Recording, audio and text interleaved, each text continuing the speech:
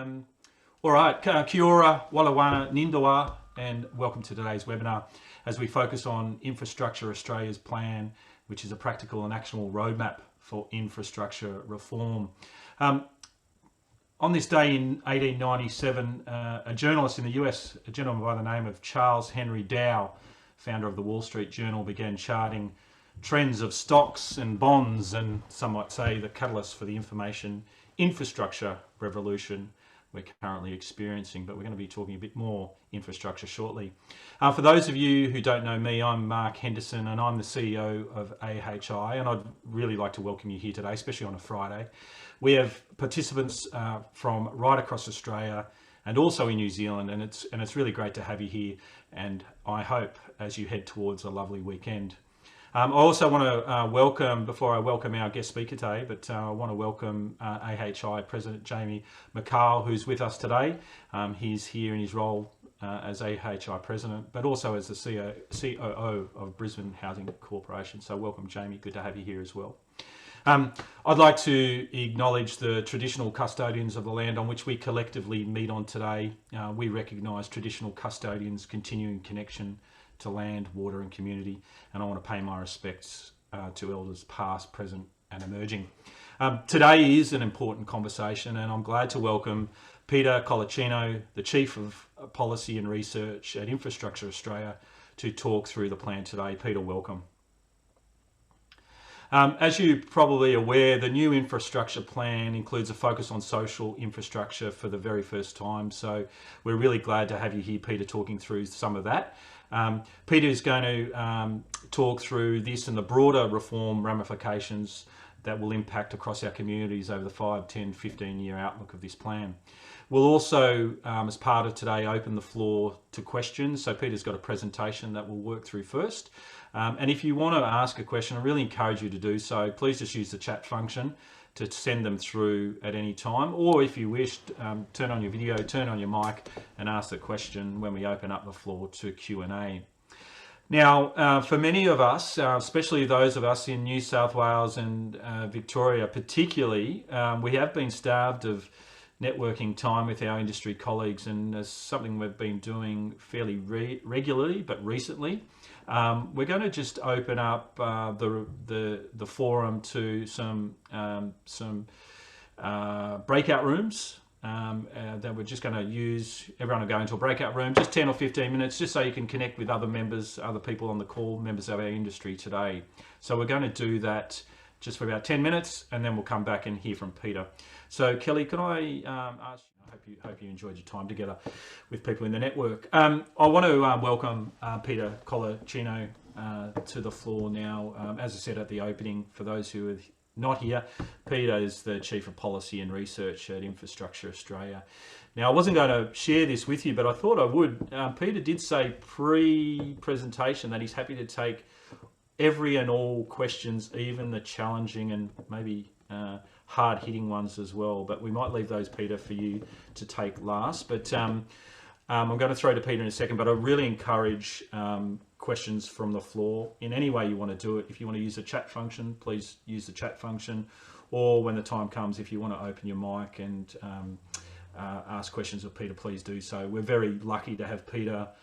He's been very, very busy in the last couple of weeks at the launch of the plan, so we feel very lucky to have you, Peter. So welcome to AHI, and welcome to today's Industry Connect session.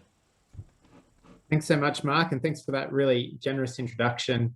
I have to also say, I'm not sure that you'll appreciate this, but I reckon I would attend at least 15 industry sessions each week, and no one has cracked the stakeholder engagement in the virtual session experience like I've seen from you guys. And I just had a great chat with Kathy and Jamie. So a bit of a congratulations to AHI and to everyone else. You're lucky that you've got such a well-run process. Now I'm going to share my screen and I'm going to put a presentation up because we're going to talk now about 2 years of work involving something like 50 people. We've produced a couple of thousand pages of analysis, so there's a lot of work and thinking behind the plan, And if you're like me, I always look at the pictures first. So hopefully the slides help out a little bit. So the Australian Infrastructure Plan, for those who don't know, is one of the hallmark documents for IA. There we go. We are the Australian government's independent infrastructure advisor. We were formed in 2008. We work across both projects, investment, and reform, and my team leads the reform and research discussion. But I am very happy to speak about projects and questions as well. Just by way of context, we were the first of these independent eye bodies anywhere in the world. So that's a claim for Australia as an innovator. We now have siblings in Canada, the UK, New Zealand, Russia, Saudi Arabia, really spread across the world. And it's, I really would call out it.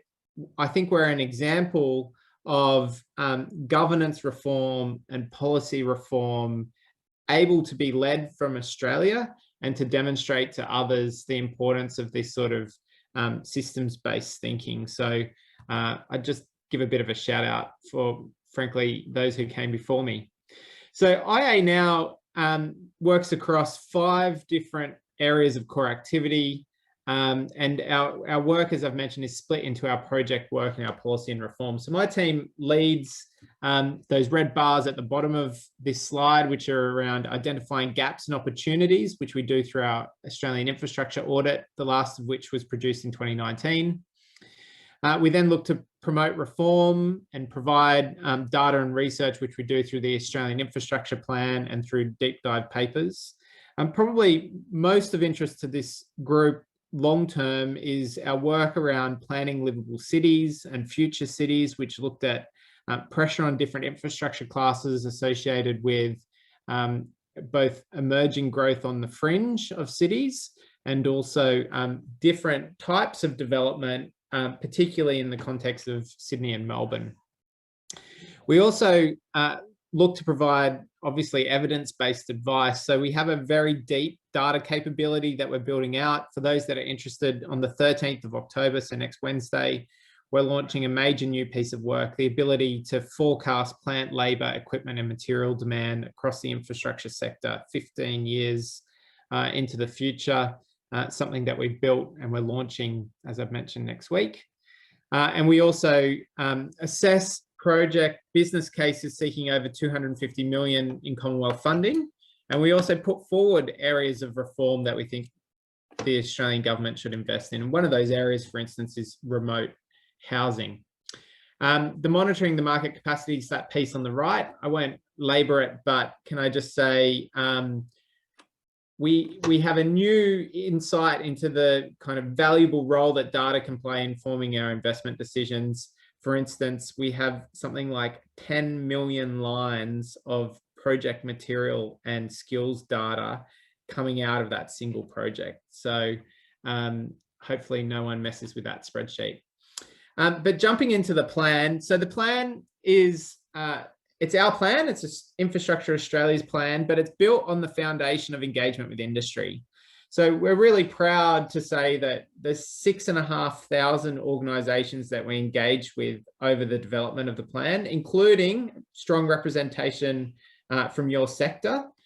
In fact, we had very strong representation from the housing sector off the back of the Australian infrastructure audit.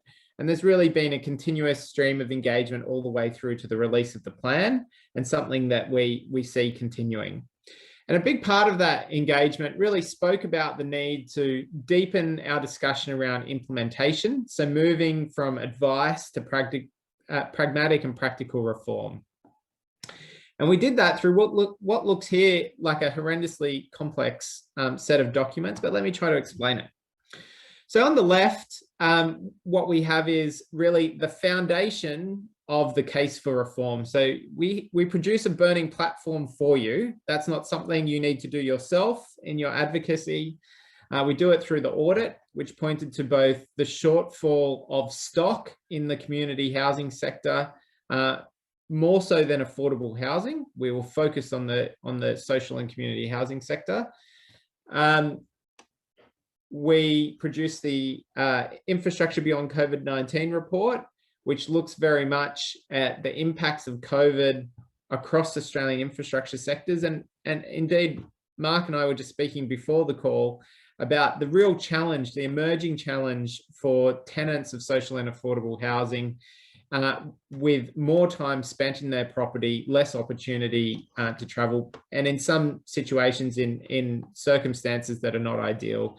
And of course, I think we're all aware of challenges around fit for purpose properties and to some degree crowding as well.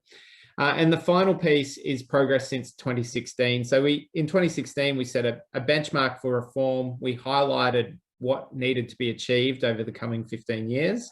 I'm pleased to say 55% of the 78 recommendations that we put forward in 2016 are complete or significant progress has been made. But those remaining 45%, just to reiterate, alongside the audit and the COVID report, provide the benchmark for change. So you should use those documents as data points, as foundation for business cases, for submissions to government, indeed for funding proposals, because we, on your behalf, have laid out the challenge.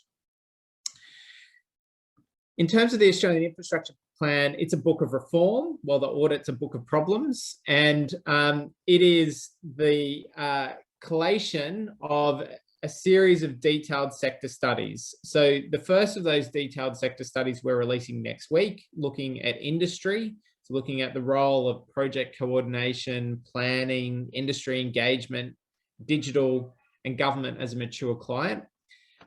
That industry analysis, alongside place and resilience, are cross-cutting themes that sit in the plan. We've prioritised our reforms in a way that's never been done before. We've compared reforms in transport to reform in social infrastructure, or indeed energy, helping to provide a top-down national view of the areas of greatest focus. And we've done that through our reform priority list. And we've also identified each of the individual organisations and all of the preconditions, for those that are familiar with the theory of change, that are required to realise outcomes through our implementation pathway. So that suite of documents, the plan, the priority list, and the implementation pathway, we produced about a month ago. The detailed plans to follow over the back half of the year. Social infrastructure, we intend to release at Ahuri Cities Conference later this year. We partnered with Ahuri on that work. And also some further work around regional infrastructure gaps and strengths, where we've seen housing come forward as the most discussed issue across all of Australia's regions. So, let me just say that very pointedly and again, it's not digital connectivity, it's not access to healthcare, it's not transport, it's housing that is on the lips of people across regional Australia. And so too, a discussion about resilience, and indeed some deeper dive work around delivering infrastructure and step changes around things like design for manufacture and assembly. So the kind of flat pack houses as they would be in this sector. The plan itself is focused on productivity. It's focused on the economics of the nation, but it's also focused on standard of living. So IA has been criticised in the past for being a bit myopic about economics. In fact, we're very focused on standard of living and quality of life, and it's really targeted at responding to COVID. So while the role of the plan in purpose is to focus on a response to the audit, in fact, we are also focused on a response to COVID. And as Mark mentioned, for the first time, the plan includes social infrastructure as well as waste alongside the 4 traditional economic infrastructure streams, and then also the 3 cross-cutting themes I mentioned earlier. So having completed the analysis, what's the headline from the documents? Well, here they are. Change and uncertainty, which I probably don't need to emphasize, but I would say, I feel like we did some good polishing on the crystal ball in the audit. So in August 2019, we spoke about entering a period of unique and extreme uncertainty. And, only a few months later, we of course had the Black Summer bushfires, pandemic, we've had the impacts of flood. We've had cyber attack taking out organizations like Toll's delivery capability. So this change in uncertainty is rich, both in terms of the resilience challenge, but also things around like changing consumer preferences, particularly digitalization. So as well as us having an event like this online, what we also see is we've seen rapid move away from cash to people using online payments. We've seen a rapid uptake of online services, both education and health. To give you a sense, between February and May in 2020, the number of telehealth consultations grew nationally from 20,000 a month to 6 million. So, you know, a really remarkable increase. My kids behind me are homeschooling online right now. You know, we've got so many services shifting online. We've also tried to make the point through the plan of not just looking at the biggest challenges facing the nation, but the biggest challenges facing each of Australia's unique and diverse geographies. So from our regions and our remote areas to our smaller cities and regional centres, as well as Northern Australia, which has unique challenges as a developing region, but has a blurry border. So we, for instance, see the challenges in the APY lands, whether they're in SA or NT or WA. Of course, the lands are spread across the 3 states as being similar. So we've blurred the borders, but look to find commonality between similar size and makeup geographies so that there can be sharing and collaboration. We've also defined the need to refresh our community service obligations. Australia spends $27 billion every year on community service obligations. 40% of those are opaque or poorly targeted. So we have a great opportunity to refresh the provision of infrastructure, particularly in small and remote communities, in order to provide a basic level of services. I've also mentioned this focus for AA, moving away from economics to a broader sense of value for money. Indeed, we refreshed our assessment framework earlier this year, which provides a new focus on public value. So it's aligned to the type of thinking out of the Green Book from the UK Treasury, for those that are familiar with that process, but really moving into a better conception of value across the breadth of sustainability, so social, economic, environmental, and governance outcomes. And finally, we see a great role for consumer empowerment and consumer culture change. So we need to see a change in the way we as Australians consume water, electricity, our use of transport modes, and really a shift in behaviour in order to recognise finite capacity in many of those assets.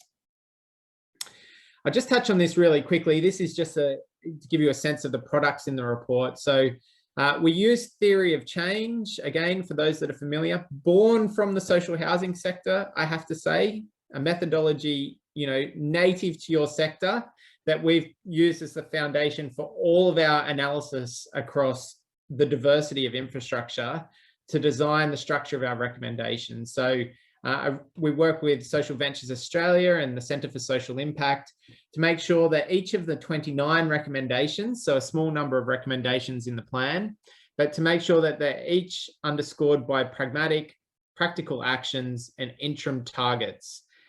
So what we've tried to do is collect or summarise each of those recommendations through this page on the left. Here's one of our social infrastructure recommendations, examining the trade-offs through multi-criteria analysis, and then ranking our reforms through the reform priority list. And then each of the granular actions, so 1,357 by 800 organisations that are responsible, are split into time periods for adoption. And the community housing providers are one of the key groups that we are encouraging to take action to deliver the plan. This isn't a plan for government alone, it's a plan for sector, for industry and government to deliver in collaboration. And we've also committed to measuring our progress, and there's some goals that we've set for industry on the right. Now, jumping into social infrastructure. So the first time in the plan, we look at the social infrastructure sector as being diverse, 6 mini sectors within that broad banner. So we look at social housing, so too health and ageing, education, justice and emergency services, blue, green and recreation infrastructure, and finally arts and culture. And what we've tried to do is contextualize each of the sectors, social or economic, within the Australian landscape, to define the structure of the industry within a national framework, and the role of individual organisations in the sector. So you'll see these little placemats like I've got on the screen here in the report across each sector, hoping to set a benchmark for each of those. I'll just pause. I think Kathy's taking a photo. Jumping into one of the themes, I can say, Kathy, that nice little placemat, as well as one for every other sector, is included in the plan. So it's available there. It's an asset for people to use. And I'd probably just make that point as well, is we're not only interested to see the recommendations that we've put forward adopted, but what we're really keen to see is the methodologies that we've used to define policy priorities, to measure and record success, be something that you can use as well. It's the development and delivery of tools, as well as the analysis that we've undertaken. So the first of our social infrastructure themes is around the core role of social infrastructure in delivering quality of life. So this is really around the core aspects of each of the infrastructure classes. And we talk about the changing nature of the sector during pandemic. We speak about, for instance, shifting use preferences. So I touched on telehealth a moment ago, but so too we can see changing preferences around education with a shift to online. We can see, as I've mentioned, a change in the need for configurations in social housing properties. We can also see a much greater focus on livable areas and the role of local parks and local blue infrastructure for creating communities that people can spend more time in, as 1 in 10 Australians leave the office. And indeed, on each day, 1 in 10 Australians will spend that day working from home in a way that they wouldn't have pre-COVID. And here's an example of one of our recommendations. In fact, this is one of our intermediate outcomes around allowing greater social and economic participation through improving the supply and quality of social housing. And here's a couple of the very specific actions that are assigned to that goal. So firstly, it's about developing a pipeline of properties in order that they might be financed both publicly and privately. So that is the role of the government in planning to understand the social and affordable housing needs in communities. And indeed, Kathy was just mentioning to me earlier, and I hope you don't mind me saying, Kathy, but some of the great work that sounds as though Shelter and the Regional Australia Institute are undertaking at the moment to understand where the gaps are across Australia's regions, or New South Wales regions, with regards to the provision of social housing properties, which would allow the development then of a pipeline of future need on a much more localized level. So I can say for us, from a national level, we don't have that visibility today, and it's something that we will uniquely value. Also, looking at the quality of assets. So fundamentally, and indeed, the inclusion of the Cirrus building is not by accident here, but the process of selling existing social housing assets and recycling that funding back into new assets that are fit for purpose and higher quality is a very important role that government should play. So this refreshing the asset stock, unlocking funds in order to invest in new housing is something that we very explicitly support and encourage. And then finally, a focus on Indigenous housing, where of course issues around crowding and fit for purpose are real challenges, which extend into impacts on other sectors, like for instance, the overuse of water fittings can lead to leaks and overconsumption of water, which places pressure on finite potable water in remote communities. The next area of focus is around partnerships. So this is the use of precincts and partnerships in order to support the delivery of infrastructure. And most particularly, we're focused in this theme on education and health assets, but also arts, cultural and recreational as well. And I'd point to the Brisbane Olympics as being a great example, and indeed the Commonwealth Games on the Gold Coast beforehand, of where an asset was able to be developed for a particular use, let's say games village, and then repurposed for an alternate use, for instance, student accommodation in the case of of the Gold Coast Commonwealth Games and Griffith University. And so too, there's an opportunity to use the games in Brisbane to think about the assets that are being delivered and consider the role that they can play in supporting other social infrastructure uses longer term, prospectively including housing. There are some very particular recommendations here, which are around the establishment of governance models. And as I say, the focus here is particularly around health and education, but very relevant for the housing sector as well, in the context of updating public-private partnership guidelines to understand the innovative models that sit around social infrastructure. So social infrastructure is quite distinct in terms of the funding profiles to economic assets that generate their own revenue. So there is a need for government to look at, for instance, alternate funding streams like value capture, like the uses of levies and other models in order to help support investment. And let's not forget, as well as delivering outcomes for tenants, investment in social housing can deliver outcomes for communities, particularly high quality, world-class assets that can support the community around them. We'd also give the observation that the development of public sector capability around asset management and delivery is something that should be considered within public services, creating a distinction between the policy entity and the asset entity is seen to deliver value both in education and health, and for that matter, also within the housing sector. And I'd point to Victoria in particular in that case. Now, our final recommendation in social infrastructure is around valuing social infrastructure assets as economic assets in their own right. So what we see is the economic contribution to Australia through investment in social housing, and we absolutely support that notion.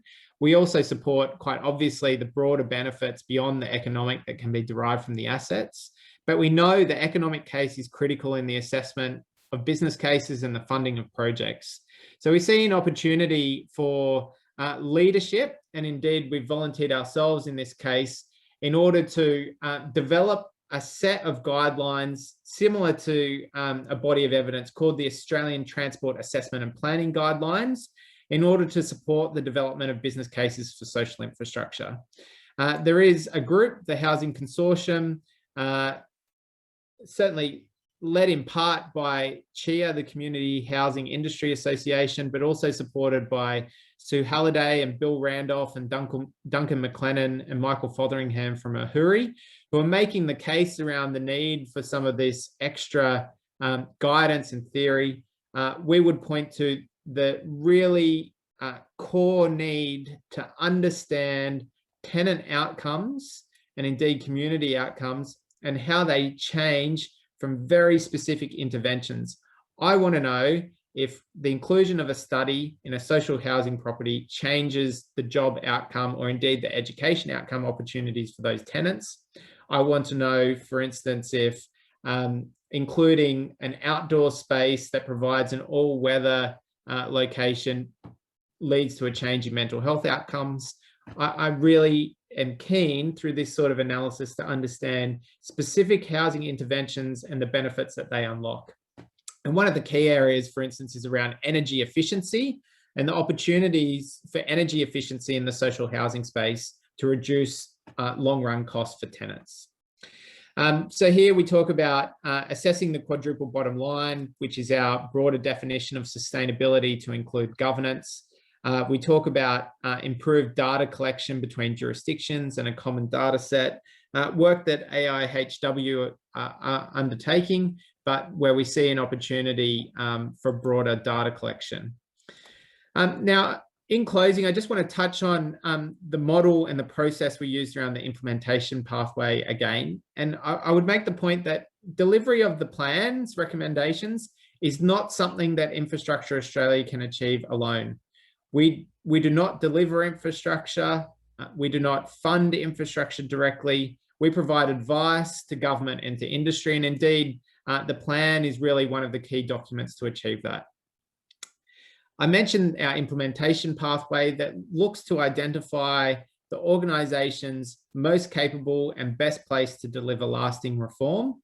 So having read the recommendations or the vision that sits in the plan, if you feel compelled by that goal, and we absolutely hope you will see the value of social infrastructure's economic benefits being considered, that you'll see the value of partnership, asset sharing and precincts, and that you'll appreciate that social infrastructure delivers quality of life, then you'll also see the opportunity through the recommendations for the community housing sector in order to take forward those reforms and deliver lasting change. So I really encourage you to have a look at our implementation pathway. And here, as I've mentioned, are some of the recommendations for the sector.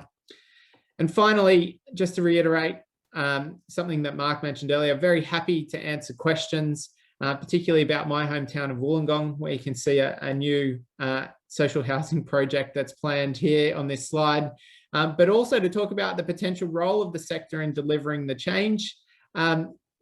I'd just reiterate again, this change cannot be delivered by government alone. It will require the involvement of the sector, and it's why AHI and organisations like you and all of you are so critical to this conversation. Thanks, Mark.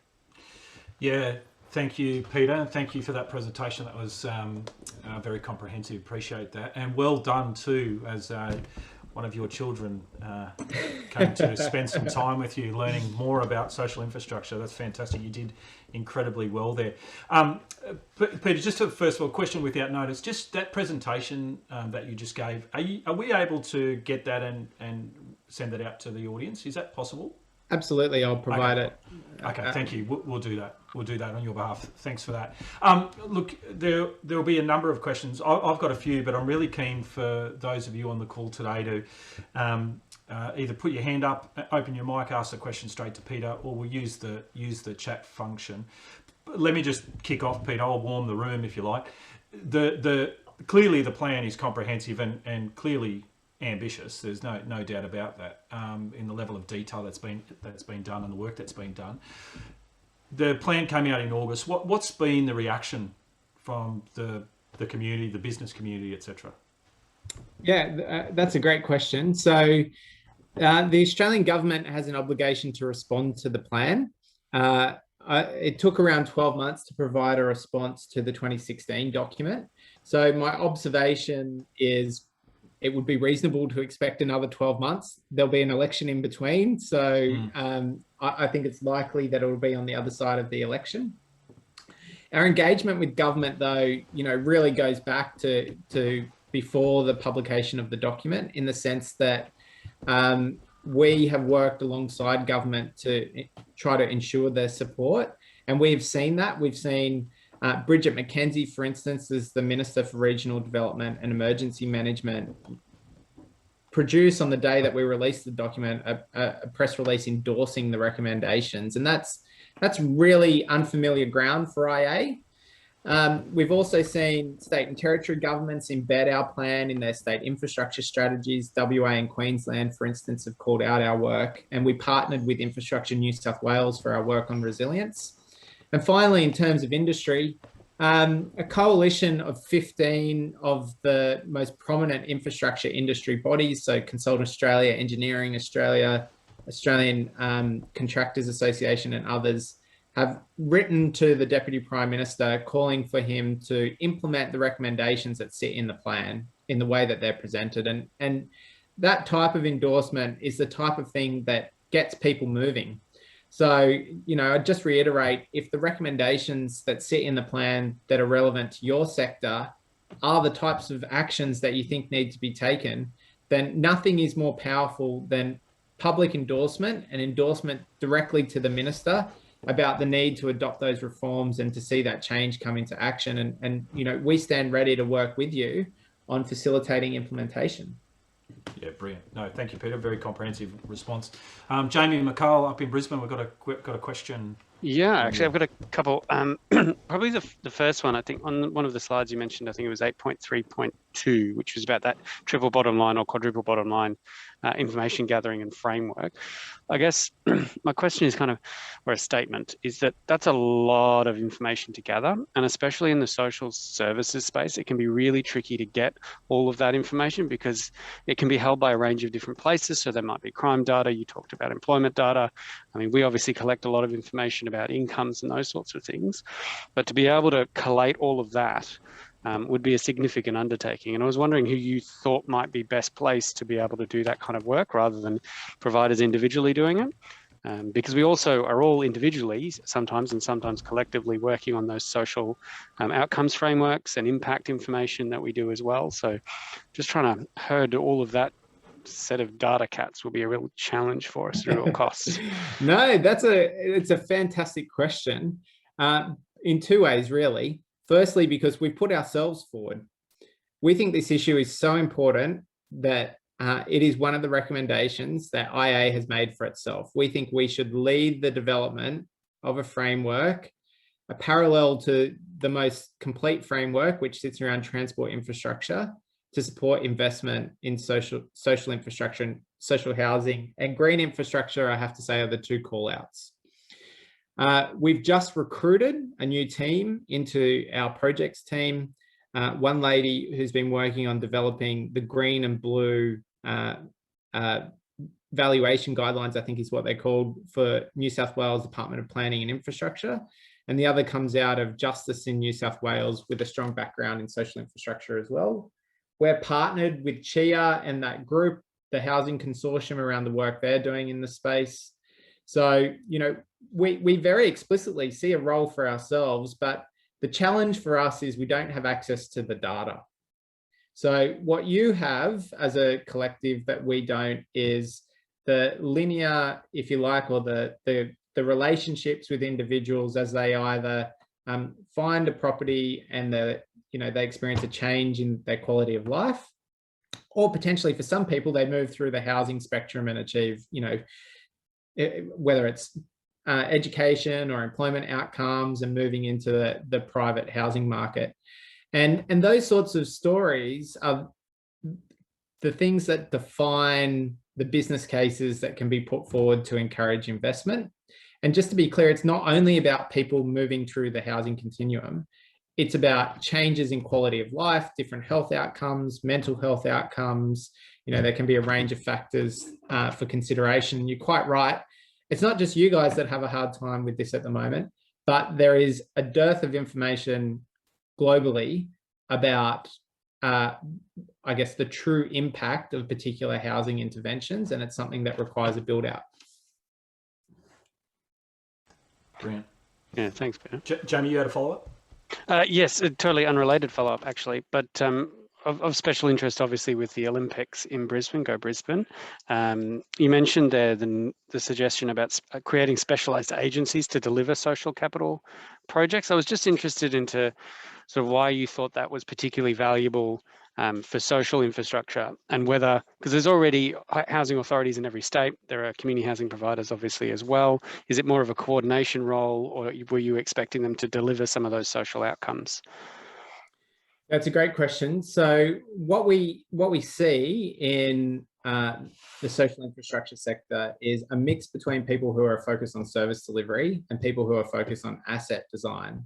And what we see generally is an undervaluation of asset quality in the social infrastructure sector. So we see people very focused, quite rightly, on outcomes, but an undervaluation of the role of the asset and yielding the benefit. So we partnered with Adrian Bridge at QUT to undertake a piece of work looking at the contribution of school assets to education attainment. And I think we all appreciate that socioeconomic factors are a key driver of education attainment. But what we found is that the asset itself, the quality of the asset, contributes 5% to the mark of a student. So 5% to education attainment. And of course, we don't know, I can't tell you what the mix of social housing properties are in order to deliver a change in, as I say, whether it's a social, an economic, or a personal change in outcome through social housing. We know there's a value in housing. We know that's the case, but I can't tell you the importance of, for instance, a separate kitchen and lounge room or a separate kitchen and dining room. I just can't tell you what the particular properties of a property are to change attainment outcomes.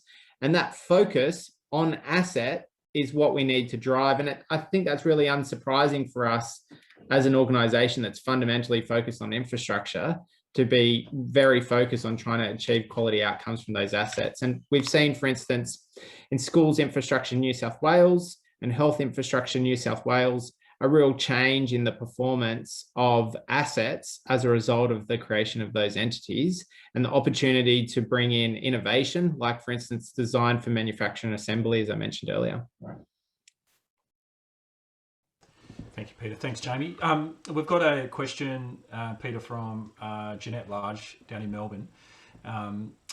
She makes the obvious statement, I think we'd all agree. I'm sure the community housing sector is very interested in facilitating the rollout of the recommendations, etc. But we still need funding from government. Is that part of the recommendations from IA that a significant funding boost is required? That's a great question. Our recommendation is not explicitly focused on funding. I mean, our focus in the plan is around policy and reform, and investment is something that we assess on a case-by-case basis.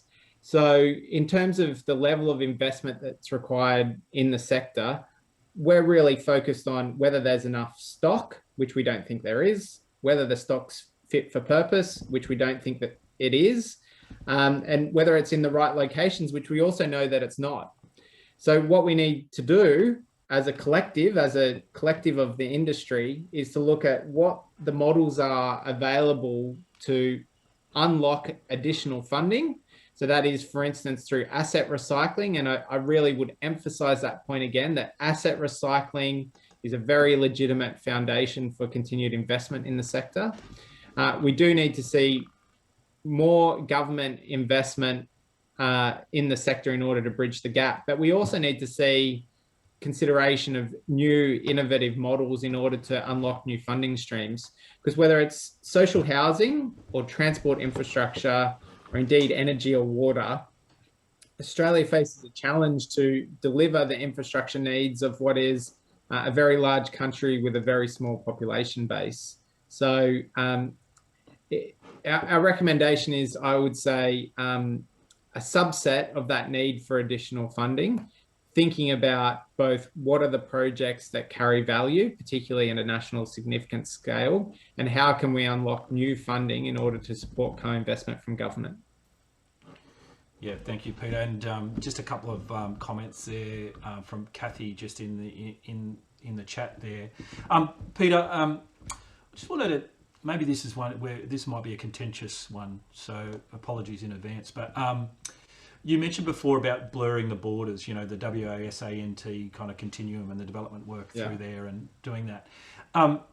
We've seen border shutdowns through COVID as a, I suppose, not a unified border closure. It's been, you know, the WA have done it different to all the other states, etc. Maybe the other states have done it differently as well. But is that a concern for some of these infrastructure projects when you're going to be asked, or these projects are going to be crossing state borders to actually manage the expectations of state governments around Australia? There's no doubt that there's been an impact of the border closures on the infrastructure sector. So we've seen challenges, for instance, with the Queensland border closure and access for people who are working in northern New South Wales. That has been a particular constraint for industry. We've seen issues in places like Albury-Wodonga, where infrastructure services are provided over a border for a single community. We've seen challenges around public transport servicing Canberra. So both in an operational and delivery sense, border closures have had an impact. We've also seen pretty significant disruption of global supply chains. So for instance, there is a global shortage of reinforced steel. So it is globally difficult to pour concrete structures that require Rio, which is, you know, just a core foundation of the delivery of infrastructure. And so too, specialized kit like diamond-headed road headers, very difficult to get out of Germany for a period of time, very specialized equipment, but a huge investment in tunneling in Australia. Then thinking about standards of service delivery, we are fundamentally a collection of states more than we are a nation. And the delivery of infrastructure resides in our state and territory governments. 9 in every 10 infrastructure dollars comes from state, territory, or local government. So it's not from the federal government, and there are often misconceptions around that. And the role of the federal government is limited by what sits within the National Partnership Agreements, or NAHA, for this sector. The federal government is constrained by what's included in those agreements, and the states and territories are free to work beyond them. So we'd say the cross-border challenges are alive in infrastructure. The mixed rail gauges, which hopefully is an analogy that speaks to everybody, is still live in infrastructure. We have mixed digital issues far more now than physical assets, but even things like the rollout of electric vehicle charging, and for that matter, road user charging associated with electric vehicles, looks set to occur within individual jurisdictions, moving at different paces, running a risk of uncoordination and indeed the destruction of economic activity and potentially quality of life impacts for Australians. Yeah. And just on the back of that, Peter, we talked earlier prior to the session around governance and transparent decision making. That's clearly got to be critical, both at a Commonwealth and state government perspectives, to ensure that industry participants and the community are clear on the decisions being made and why. I think the Cirrus building example is a great one. I don't think that probably was well communicated enough, where that asset was going to be reinvested, or the proceeds from that asset. So can you talk about transparent decision making and your views around that? Yeah, absolutely. And look, in talking to that, I'll try to touch on Kathy's comments as well. I guess an interesting frame of reference is IA has a number of university redevelopments listed on our priority list.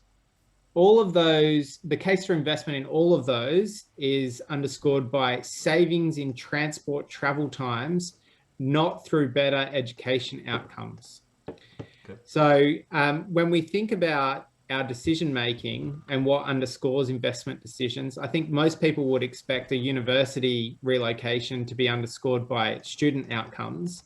Indeed, it's travel time, and so too, that's some low-hanging fruit for this sector in talking about the importance of appropriate distribution of housing, is thinking about reduced travel time impacts.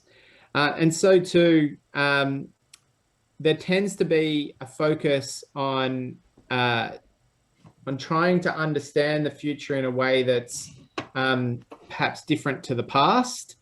And there's an observation that you've got here, Kathy, about the cost of doing nothing. The cost of doing nothing should always be the base case in a business case, in an investment proposition, not a utopian view of the future. And, we live in the real world where decisions of the past affect the future. So issues like, for instance, rates of recidivism and issues around domestic violence, etc., should be used as the base case, which again is something that industry finds difficult to put forward as a status quo. So we need to be honest about the challenges that we face. We need to be honest about the inputs that we can use to form decisions. And as government, we need to take a very different view of our data, and so too I would encourage you as industry to put forward the stories of success and failure in a frank and honest way, so that future investment decisions can be built on the back of that experience. We don't want the same mistake to need to be made 8 times, once in each jurisdiction. We want a mistake to be made once, a real and honest discussion about the shortcomings, and to use that work to inform future decision making. That's the role that we try to play at IA. And indeed, it's the role that AHI and other industry representative groups can play, and I know you do. Yeah. Kathy, can I lean on you? Did you want to elaborate a little bit more on your comments? My comments were really reflecting on Peter's earlier comment about the need, for good research and data to kind of prove the case, particularly around a lot of these initiatives, which we in the social kind of sector tend to sometimes argue on moral or points of principle. So I agree that the case, but I think the case has been made many times. And just to your point, Peter, that there is some really good research around about when you know, the market fails. And a lot of it, I would say, we see a lot of the failure between government systems. So when people move from education to juvenile justice and then out. So I think there's a lot of, if we talk about education, I think there's a lot of worth looking at the youth sector, because we are, you know, we're clearly seeing poor employment, justice, and then, you know, health outcomes for young people who fall foul of the system, particularly when they're moving through it. So yeah. I think there's some good, I think there's some great opportunity around there, and there are some solutions of models like Youth Foyers and others that try and take quite a systemic and integrated view at looking at a young person who's, you know, moving through that system. So I think there's some there tends to be a lot of pilot approaches in the housing world, and that's probably lots of good pilots that maybe there's some research, but things that don't get picked up and scaled up. So that would be my other comment, is opportunities to look at things that probably have had some research attached to a particular site or project, and look at scalability opportunities. Can I just endorse everything that you've just said? You know, all of those things are very close to our view. You know, and far too often we have bespoke solutions funded by government that aren't scalable, or where they are, that aren't deployed that way. And, you know, collaboration is a key message for us in the plan. And it's because Australia is not a laggard globally in infrastructure delivery. We are a leading nation, and much good reform like the I-bodies comes from Australia. But what we can overlook is the redeployment of that great practice, and we end up with a patchwork rather than a more uniform step up, or, you know, sort of the rising tide lifting all boats. So completely endorse that view. I think I'd just add to it to say that the challenge for the sector is to find opportunities to share that knowledge and practice in a way that is seen as, I guess, commonly available or easy to use or easy to redeploy. And that's the opportunity that we see that we can play a role in. We would love to support that discussion. The problem is all those great examples and stories are locked in your minds. You know, we see the macro view. We know that housing delivers economic outcomes. What we can't see is the role of, you know, project X in location Y and the better outcomes that were delivered through an intervention. That, you know, I just can't emphasize it enough. That is the data that is holding back investment in housing. It's not a lack of will. It's not a lack of ambition. It's a lack of understanding between the direct relationship between an intervention and an outcome change. And it's that kind of long-term measurement of impact that perhaps presents one of the challenges, but so too that exists in all sectors. You know, water infrastructure, to give you a sense, has 100-year outcomes, aviation the same. So, you know, when we're talking about a couple of decades, it's really not beyond the capacity of us to consider. Yeah, brilliant. Thank you, Peter. And thank you, Kathy, for that contribution. Jamie, you've got another question? Not necessarily a question, but just touching on what you just mentioned then, Peter, about the collection of that information and that data. Have you spoken with Ahuri in relation to that sort of space? Because that, for me, would naturally see where they could offer a lot of value. Yeah, so our analysis of social infrastructure is done in partnership with Ahuri. We're you know, absolute partners. We sit on the review panel for quite a few of their research proposals. So we sit with them in defining the projects and selecting successful proponents. So the gap between Ahuri, or I would say reinforcing the gap between research that Ahuri's undertaken and what we need, is that explicit relationship between intervention and outcome. You know, it's very explicit. Like, my background is in the roads and transport sector as well as social policy. And I can tell you the exact conditions that a yellow center line is better than a white line on a road to reduce accidents. I can tell you the distance between grains of, or you know, pebbles of gravel in a road to improve water runoff. But I can't tell you if a separate kitchen in a social housing premises from a dining room increases or detracts from social cohesion and community family, like longevity of family, breakdown in marriages, etc.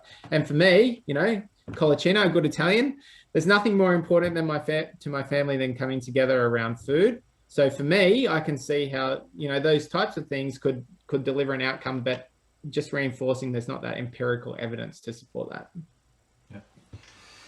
Peter, I just want to change tact a little bit if we can. It would be remiss of us not to talk about the climate as part of this. So we've got the UN Climate Summit coming up in Glasgow, and I'm just going to shameless plug for the AHI. We've got another webinar with Professor Dave Adamson on the 4th of November around this. But Peter, I was keen to understand more about the net zero future that's through your plan and how this challenges the infrastructure planning process. Yeah, great question. So there is no issue more controversial than climate in the policy analysis work we do. And we have been careful in our plan to commit to net zero 2050. So we see that as a target. And in fact, we've used the words of the Prime Minister in underscoring that. But even so, it's not been free of controversy in our conversations. But what we've been able to do, both through Romilly Maju, who's the former founding CEO of Green Building Council, and also through Jonathan Cartledge, who's my 2IC, if you like, in the policy space, who's ex-GBCA, is bring a view of building energy efficiency to the discussion about the pathway for change. So it's perhaps not adequately understood that our energy sector is overperforming in decarbonisation, despite the discussion about coal and gas and renewables. In fact, we're deploying renewable energy extremely rapidly compared to our global peers. Indeed, the reason why we're talking about gas is because renewable energy has been so effective, it's outstripped the technology change around other storage methods. But really, it's the transport sector where we have growing emissions. So we lag the world in terms of our fuel emission standards. We're laggards when it comes to electric vehicle uptake, and also building efficiency, where we've found it extremely difficult to secure buy-in beyond the commercial sector around efficiency of buildings. So we see a great deal of opportunity in the housing sector to both improve efficiency of buildings, to do that through flipping the stock, as I mentioned earlier, around the Cirrus building, and to invest in properties that fundamentally have a different energy profile. I mentioned I'm from the Gong, and I don't miss an opportunity for a plug, but the Illawarra Flame social housing property developed by Wollongong University's Smart Campus shows the opportunity to take, a fibro 2-bedroom cottage, which is a pretty lazy asset from an energy consumption perspective, and turn it into something with a much more positive profile. And we have the opportunity to convert existing stock to more energy efficient standards. We have an opportunity to use the National Building Code to lift the quality of buildings overall. And we have the opportunity to mandate minimum standards of energy efficiency into our rental market, which are the types of recommendations we've proposed through the plan. I just finished with the discussion around energy efficiency to talk about the opportunity around virtual power plants. So anyone who owns a social housing portfolio has a power plant, and you might not know it. In fact, it's the connection between rooftop solar and tenant consumption and feedback into the grid, which is really the complexity around this story now. But I just really encourage you to see your rooftops as power stations, to see the opportunity to deploy solar PV, to feed it into the grid, to reduce the energy costs for your tenants, and indeed to potentially consider battery or other storage technology as an opportunity to improve the coordination of your assets overall. And of course, there's opportunities around water tanks and other things to reduce the environmental footprint of your portfolios more broadly. So lots of opportunity in that space. Yeah, absolutely. And secondly, just to that as well, Peter, clearly health is a clear focus in the plan. The plan is looking at the investment in remote and regional digital technologies. Can you talk to that just briefly? What would that look like for our regional and remote customers in our networks? Yeah, great question. So fundamental growth in the use of telehealth, as I've mentioned. And we also see a number of underused assets that sit within the health network within regional areas. So I won't name the community, but a regional hub in Western Australia that I've visited quite a few times has 4 different organisations, medical centres that exist on the main street. Some of them service, or one of them in particular services the Indigenous community, so an asset that has a different life, but 3 of them are different, well-intentioned providers who have fundamentally duplicated asset provision in that community rather than avoiding the physical asset and investing in, the types of things that sit within that building. Digital telehealth services has the opportunity to reduce healthcare costs by something like 46% is the observation. So too, sharing of assets and co-location has the opportunity to reduce costs more broadly. So what we're likely to see is a concentration into hubs, or certainly what we'd like to see, concentration into health and other service hubs supported by digital technology. Not all services will be able to be delivered that way. So I would expect to see complementary services being delivered in home. And I'd point to Silverchain, an organisation out of WA and South Australia, as really being a leader in this space over more than a decade. If you want to see some innovative service models that interface well with the community housing sector, have a look at Silverchain. Okay, thank you for that. We've just got one last comment probably for you to get your thoughts on, Peter, is there are, from our sector's perspective, lots of great pilots that provide, and I think Kathy, you mentioned a lot of good pilots that come out, produce a lot of good data outcomes, but they're not scaled up due to lack of funding. The social return on investment undertaken are not necessarily examined or taken up by government. We do get it out there as much as possible is the comment, but basically ignored by government is the comment. I mean, what's your response to that? And is there something we could be doing differently to get those get that message out there? Well, again, I'd like to think IA has a role to play in telling those good stories. So let me just give a bit of a plug for my colleague Dave Tucker's work. Dave is our Chief of Infrastructure Assessment and Evaluation. He puts together the infrastructure priority list, and he also oversees our assessment framework. So we updated our assessment framework this last year to give better regard for these sort of broader benefits than the more traditional assessment methodology. As I say, we think there's more work to do, but we are fellow journeymen is what I'd say. The opportunity, though, is to make a submission to our infrastructure priority list. A stage 1 submission requires the completion of a template. It's a pretty low impact experience. The real challenge that sits behind it is the need to be able to monetize a problem cost. So you need to not only be able to quantify, but monetize a problem.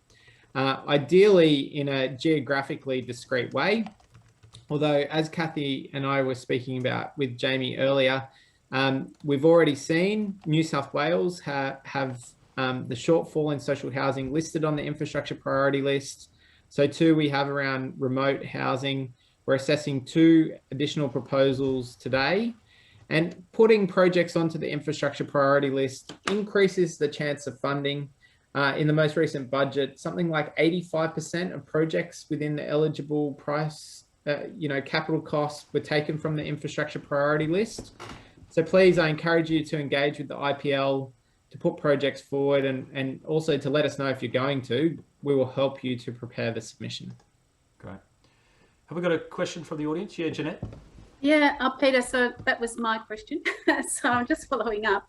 So is it important to monetize the problem, or can we also monetize the benefits, the outcomes? Yeah, great question. So I say problem, but it's actually challenge or opportunity. It's upside or downside. But what we're less interested in at the early stage is the solution. What we're interested in is defining the need. And the need could be the cost or it could be the benefit. And I say that because the cost of preparing a stage 1 submission, as in the resource requirement, is pretty low. What we require for a full submission of a project is a fully developed business case, which I'm sure is within the capability of all of the organisations on this line. But it does require greater resource commitment. Yep. So absolutely, if you can put together a fully formed business case, again, we have templates available on the website, instructions, the teams available to help. We would absolutely welcome it. And obviously being on the list increases the chance of government funding. Thanks. Yeah, Thanks for the brilliant. whole Thank you. presentation. It's been great, Peter. Thanks, Jeanette. Well, I think we might draw our presentation today to a close. Peter, I want to just firstly thank you for the generous amount of time that you've given us today and the openness with questions and the like. So I just want to say thank you to you for that. I did hear that the Colaccino family are keen for people to come around for meals in Wollongong if you're ever in the area. So please look Peter up. We will follow up with everyone on the call today with a copy of Peter's presentation, links to the infrastructure plan if you haven't got them already, as well as the recording from today's presentation. I want to thank everyone on the call, right from WA across to New Zealand. It's been a great, well-responded event. So thank you for that. Thank you to my colleague in crime, Kelly Dunn, for her support in today's webinar. I really appreciate that, Kelly. And again, just to wish you a fond weekend. I hope you've got something looking forward to. Those of you in lockdown, I hope you get out there and exercise and enjoy some sunshine, hopefully. So again, thanks to everyone. Again, Peter, thank you to you. It's been a really fantastic event. Thanks, everyone. Have a lovely weekend. Stay safe. Thank you. Thanks so much.